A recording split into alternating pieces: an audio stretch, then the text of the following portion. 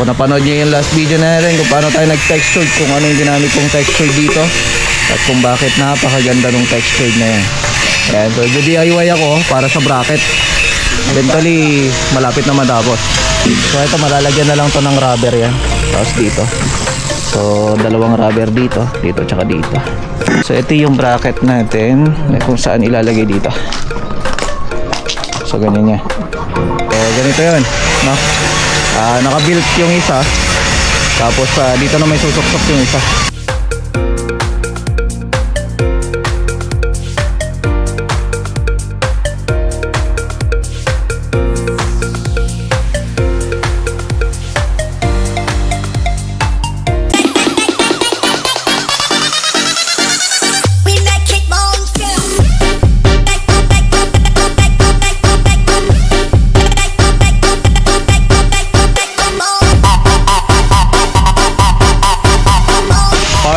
Part 3 dito sa may DIY line array natin.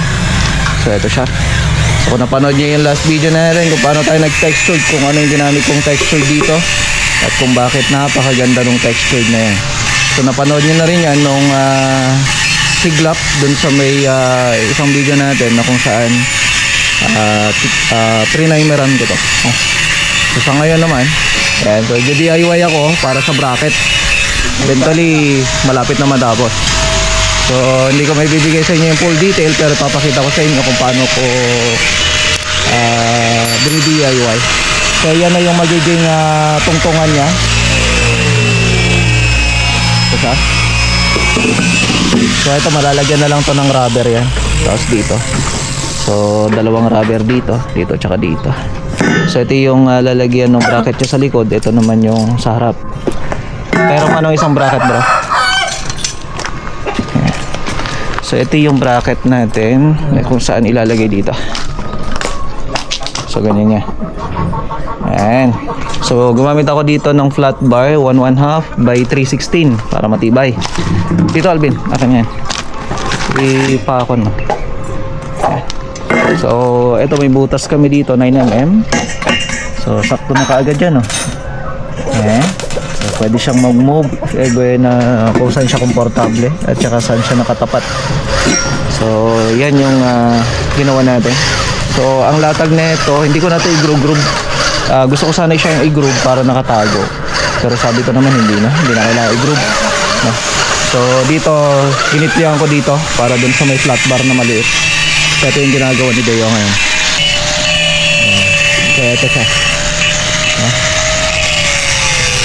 Ayan.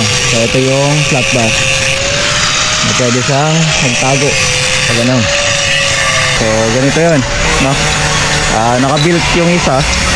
Tapos dito na may susok-sok yung isa. So parang isipin na magkabilaan. Ayan. Okay. So sa ngayon prepare ko yung pang primer. Primeran ko na yung pagkatapos mag-grinder. So ito naman yung sa may backing niya. Ayan. So pinabutasan ko na to. Tapos konting groove. Tapos lalagay natin dito. Yan. So ayos, diba? So ito ilalagyan natin ng lock para sa likod niya.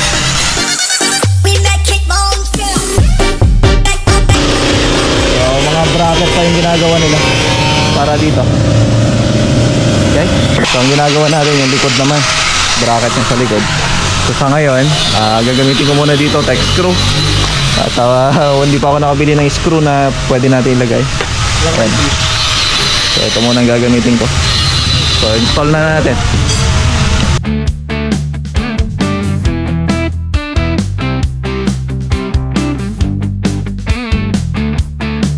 So ito na yung bracket natin.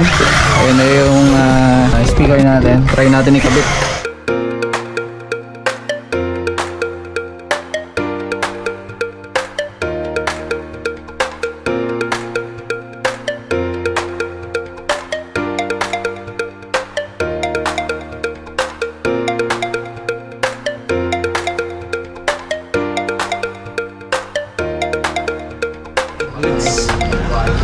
Yan, no?